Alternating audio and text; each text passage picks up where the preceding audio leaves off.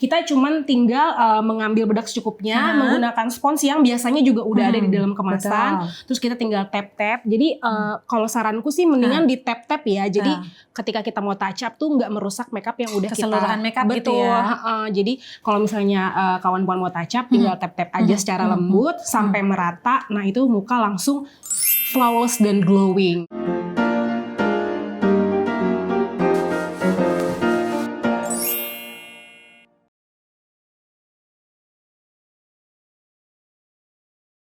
Hai kawan puan, balik lagi di konten Kuas, kupas tuntas makeup dan skincare. Dan di sini kita akan membahas segala sesuatu tentang skincare, makeup dan apapun related to kecantikan. Dan sebelumnya kenalin dulu, aku Citra, aku Dinia. Dan di sini Din, di episode kali ini kita akan membahas sesuatu yang sangat esensial dalam proses merias wajah. Yes. Apa kira-kira? Bedak. Bedak Ya. Tidak boleh dilewatkan ya kalau penggunaan bedak dalam bener banget proses merias wajah gitu ya. Karena sebenarnya si bedak ini tuh punya banyak manfaat. Membuat kulit kita jadi terlihat lebih flawless, menyamakan warna kulit, membuat lebih cerah juga, mencerahkan kulit, menyamakan pori-pori di wajah, menyempurnakan juga riasan jadi lebih sempurna dengan bedak.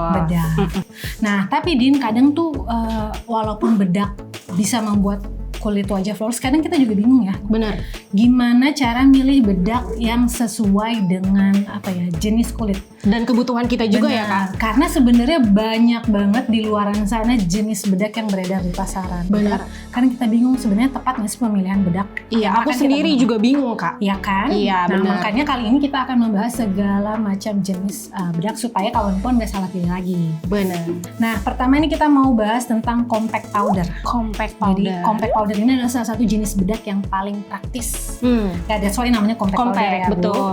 Nah, si compact powder ini biasanya ditempatkan di jar yang pipih sehingga lebih praktis untuk dibawa. Masukin makeup pouch, masukin kantong juga bisa ya, Bu. Ukurannya juga lebih kecil, slim ya. Benar. Jadi gampang banget dibawa kemana-mana.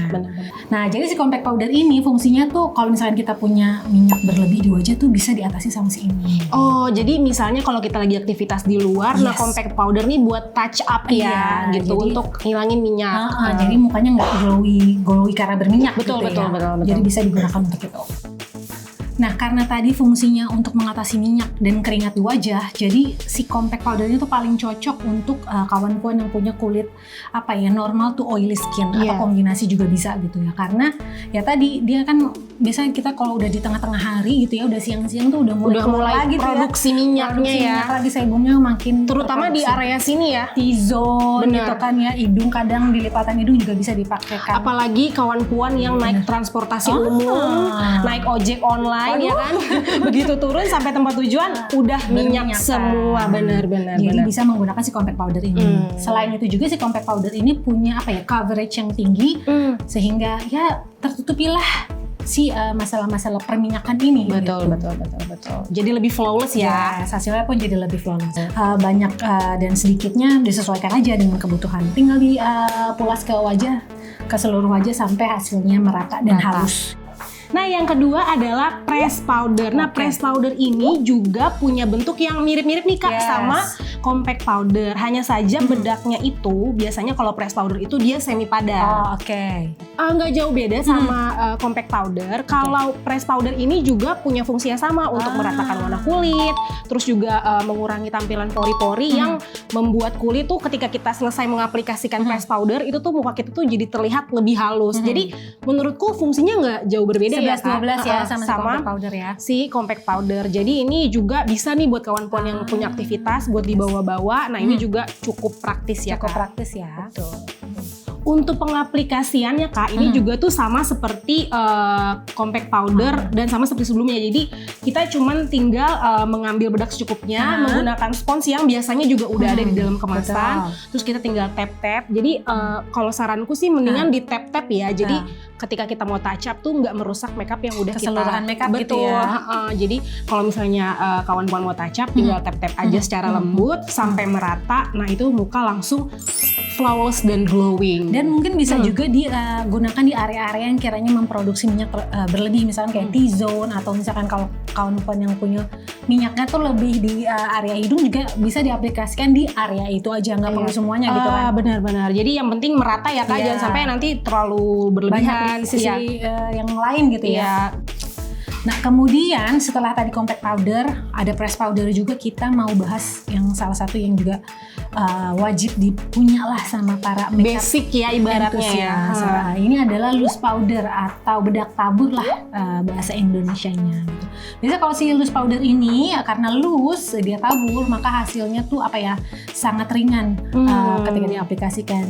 Dan biasanya si loose powder ini digunakan setelah seluruh sesi makeup di wajah, digunakan si loose powder supaya mencegah creasing. Jadi ibaratnya ini untuk mengunci makeup yang udah kita build sebelumnya, terus kita kunci dengan si loose powder ini ya. Nah, jadi untuk kawan puan yang makeup enthusiast pasti tahu banget bahwa si loose powder ini esensial banget kalau misalkan mau menerapkan teknik baking. Teknik baking tuh kayak gimana Kak? Jadi tuh teknik baking ini menggunakan si loose powder di area-area yang mudah mengkilap, misalkan kayak T-zone atau bawah mata. Nah, caranya itu mengusapkan si loose powder ini selama 5-15 menit biar set dulu, baru kemudian disapu dengan si brushnya. Jadi artinya ketika baking itu kita ngeset dengan loose powder, tapi kita lanjutin dengan proses makeup lain dulu, misalnya ngalis dulu gitu kan. Nanti setelah selesai baru kita hilangkan residunya tadi. Pokoknya biasanya teknik baking ini 5-15 menit lah, lebih kayak gitu. Nah biasanya si teknik baking ini akan membuat riasan tuh menjadi lebih matte. Biasa foundationnya lebih awet atau concealer jadi lebih awet. Jadi ini kayaknya cocok untuk kawan puan yang punya jenis kulit berminyak kali ya. Jadi dia juga lebih tahan lama juga makeupnya. Dan biar nggak creasing juga jadi makeup kita. Betul. Nah, yang terakhir ini adalah two-way cake. Two-way cake ini tuh biasanya dikenal sebagai bedak basah, tuh yang biasanya digunakan untuk rutinitas merias wajah. Jadi two-way cake ini umumnya mungkin kalau untuk sehari-hari tuh terlalu berat ya, karena two-way cake ini dia punya ciri bedak yang memiliki coverage yang tinggi. Jadi mungkin lebih cocok untuk kawan puan yang mau pergi ke kondangan atau mungkin ke acara-acara khusus yang membutuhkan makeup lebih full makeup gitu ya, lebih bold gitu kan, karena dia itu selain coveragenya tinggi, dia juga bisa meratakan warna kulit juga. Jadi ini memang lebih cocok untuk kawan puan yang ingin tampilan lebih full dan lebih on gitu ya. Nah kawan puan, two-way cake ini juga bisa diaplikasikan dengan dua cara, yaitu dengan cara basah dan dengan cara kering.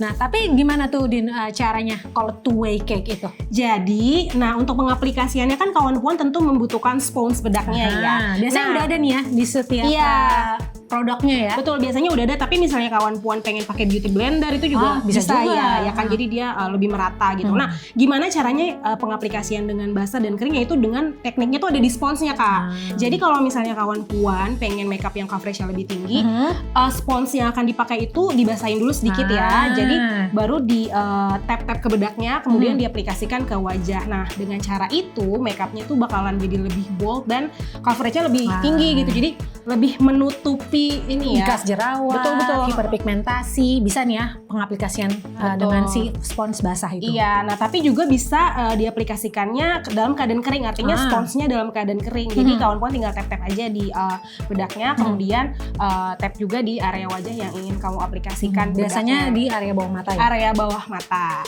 Gitu. Oke kawan puan, sampai segitu dulu penjelasan kita tentang bedak hari ini di episode kali ini. Tadi ada compact powder, ada loose powder, ada two-way cake, dan ada press powder. Ya kawan puan, jangan lupa di like, tinggalkan komentar dan juga subscribe Cerita Para Puan. Share juga kira-kira topik apa lagi terkait kecantikan yang ingin dibahas di konten kuas. Sampai jumpa di episode berikutnya. Bye. Bye.